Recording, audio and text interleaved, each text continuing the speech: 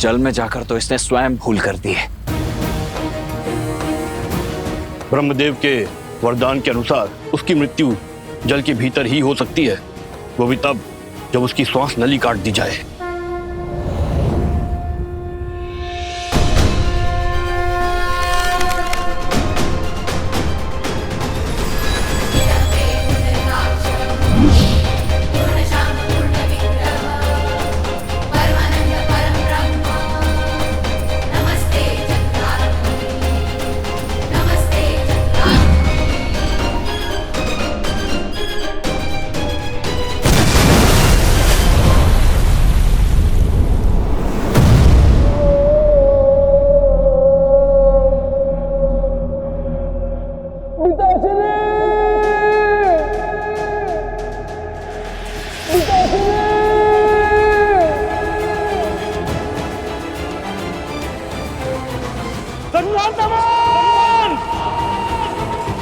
भास्कर्ण, जो भूल रावण ने की थी वो तुम मत करो। अपने पुत्र की मृत्यु से शिक्षा लो, अपना प्रतिशोध भूलो और लौट जाओ।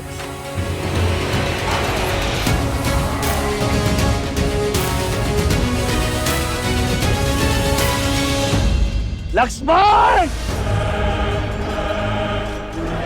तुमने मेरे प्राण, मेरे प्यारे पुत्र से नरदमन का वध किया है। अब मेरे प्रकोप से तुम दोनों भाइयों को कोई नहीं बचा सकता, कोई नहीं। भास्कर्ण, ये क्रोध ही तुम्हारे विनाश का कारण बनेगा,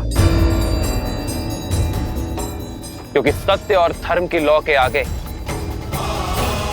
तुम्हारा ये झूठा दम अवश्य तोड़ेगा। आज तुम्हारे अत्याचार और आतंक का अंत होकर रहेगा भास्कर्ण।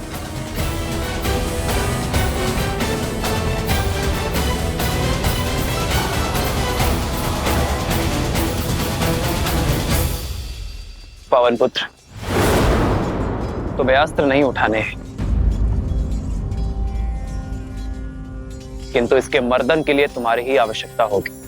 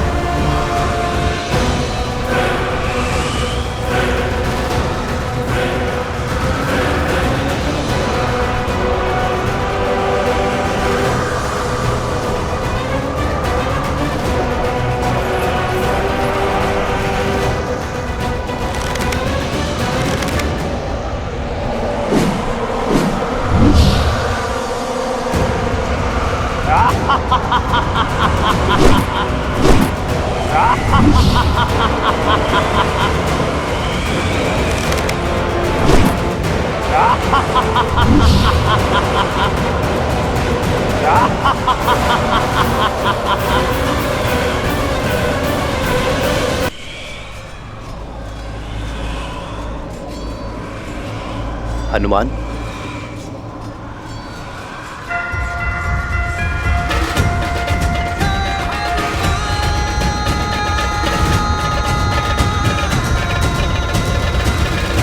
पिताश्री वायुदेव प्रकट हो।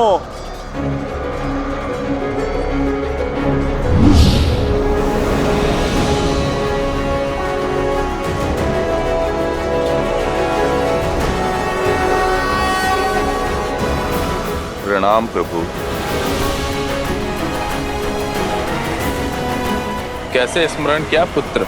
पिताश्री, राम काज में आपकी सहायता की आवश्यकता है। मैं कुछ क्षण के लिए आपको अपने अंदर बसाना चाहता हूँ। राम का काज और पुत्र की पुकार दोनों को अनदेखा नहीं किया जा सकता। तथास्तु।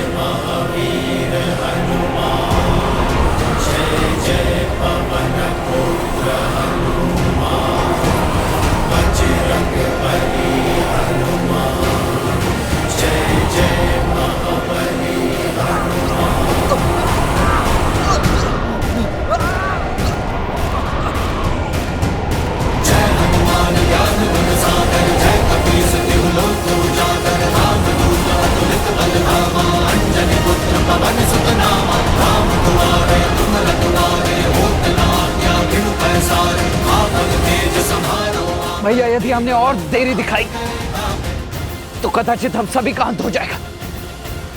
इससे पूर्व की कुछ अनर्थ आपको इसका संहार करना ही होगा। लक्ष्मण, वायु अब भास्कर्ण्य के संपर्क में नहीं है, किंतु वो धरा पर अब भी खड़ा है। जब तक वो युद्ध भूमि पर होगा उसका अंत असंभव है लक्ष्मण।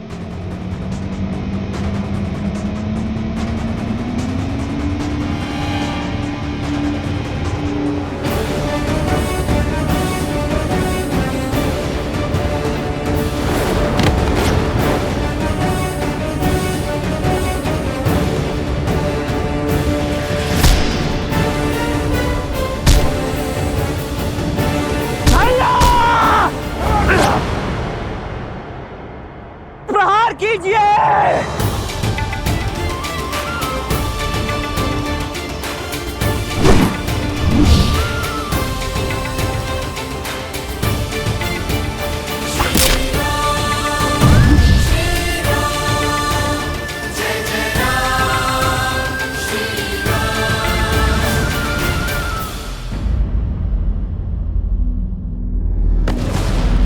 लक्ष्मण,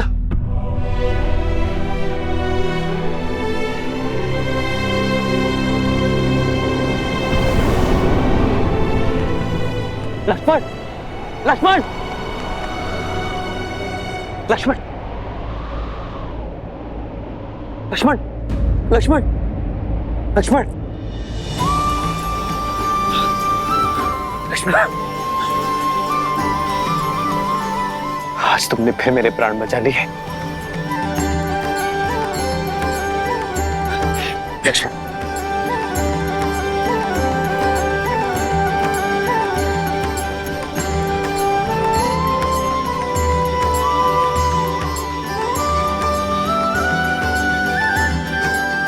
भैया, आपकी विजय के लिए तो मृत्यु से पराजय भी मेरे लिए परम विजय है।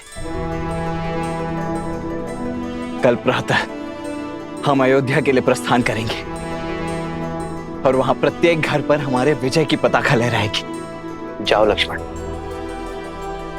अब सेना से भी निश्चिंत होकर विश्राम करने को कहो। जो आ गया भैया।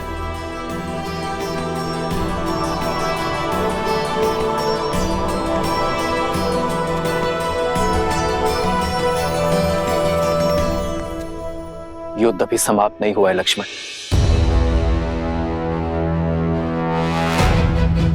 युद्ध तो अब आरंभ होगा, वो युद्ध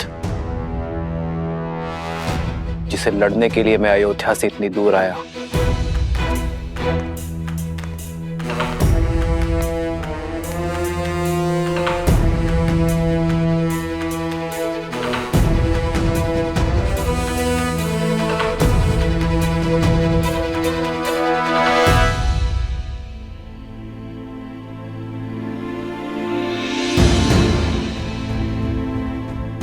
लोग आजकल कानाफूसी कर रहे हैं राजा राम और माता सीता के विषय में। हाँ, मेरे पति ने भी मुझे राजमहल की सेवा छोड़ने के लिए निर्देश दे दिया है। वैसे भी श्री राम के प्रेम के आगे उनको कुछ गलत नहीं लगता। वो तो कुछ भी नीति बना सकते हैं। उनको कौन है कहने वाला? इनके बारे में कोई इतना ओछा कैसे बोल सकता है?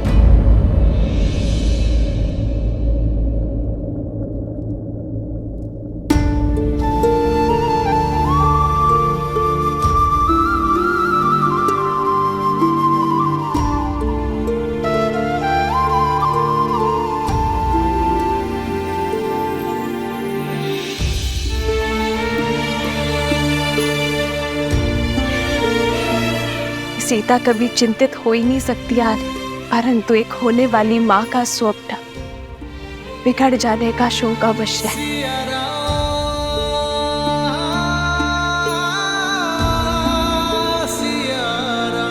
तुम्हारी व्याकुलता का आभास है मुझे सीते,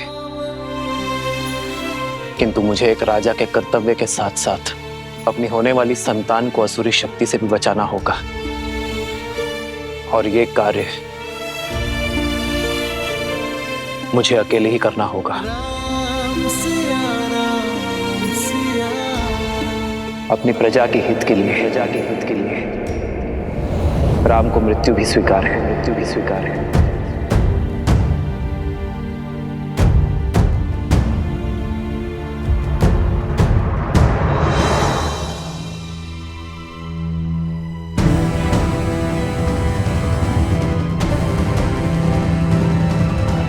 इतनी रात्रि में धनुष लेकर प्रभु अकेले कहाँ पे जा रहे हैं?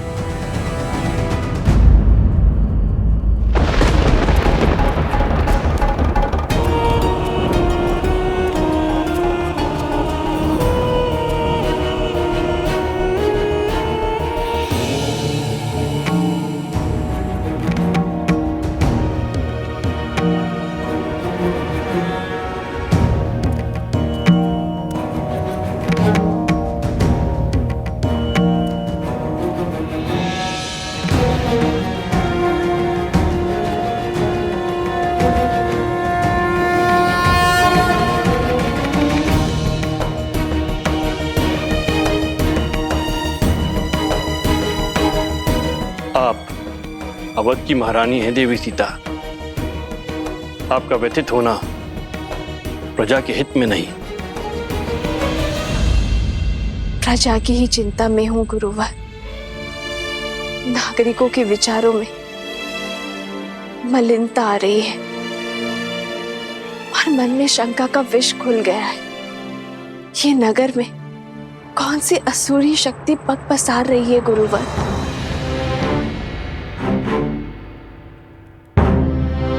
मनुष्य की प्रकृति ही अस्थिर होती है देवी।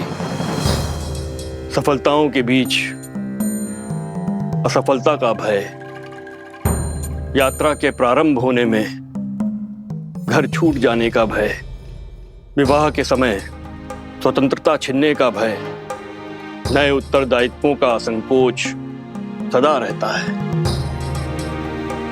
मन में सदा द्वंद्वों का भंवर चलता ही रहता है। ये उचित है कि संसार का आधार सत्य है, किंतु यहां असत्य भी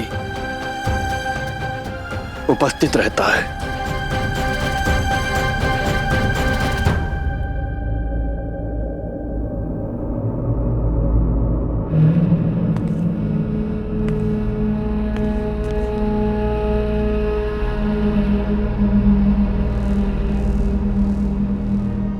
मैं ललकारता हूं सहस्त्र मुख रावण, सामने आओ।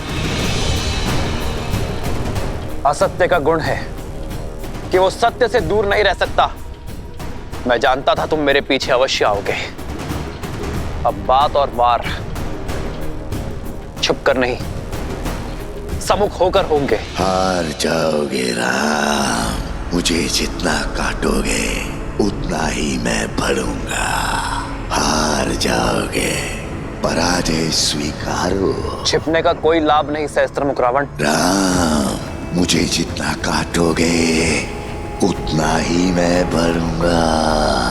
हार जाओगे, पराजय स्वीकारो।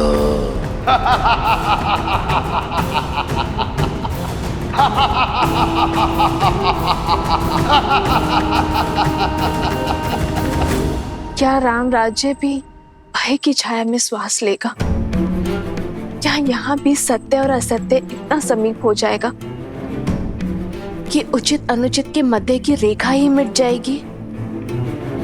क्या रघुकुल के राघव की विजय पर भी प्रश्न चिन्ह लगेंगे गुरुवर? राम सिंहासन पर अवश्य आरूढ़ हो गए हैं देवी, किंतु किसी भी अभूतपूर्व कार्य के सफल होने में समय लगता है। राम राज्य स्थापित होने में भी अभी समय है। धर्म और कर्म के अमृत से इस धरा को सींचना होगा। राम को अभी और संघर्ष करना होगा।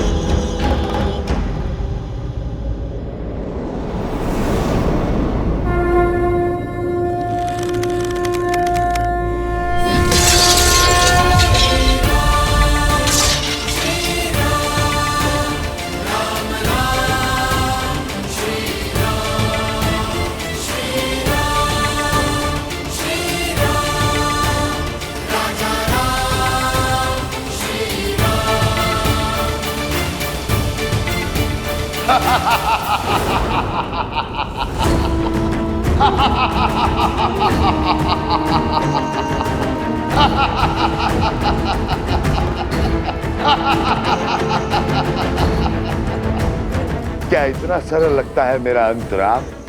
कोई अस्त्र, कोई शस्त्र मेरी मृत्यु का मार्ग प्रशस्त नहीं कर सकता है, क्योंकि मैं शरीर नहीं, सोच हूं राम। सोच, सोच को कौन सा अस्त्र मार सकता है?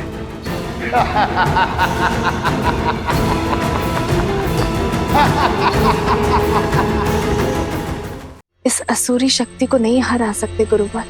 जिसके बाण असत्य हो, धनुष अधर्म हो, उसे पराजित करना सरल नहीं होता। बार बार दोहराया गया सत्य सत्य प्रतीत होने लगता है, मन में संदेह उत्पन्न करने लगता है। इसलिए आवश्यक है कि ऐसी स्थिति में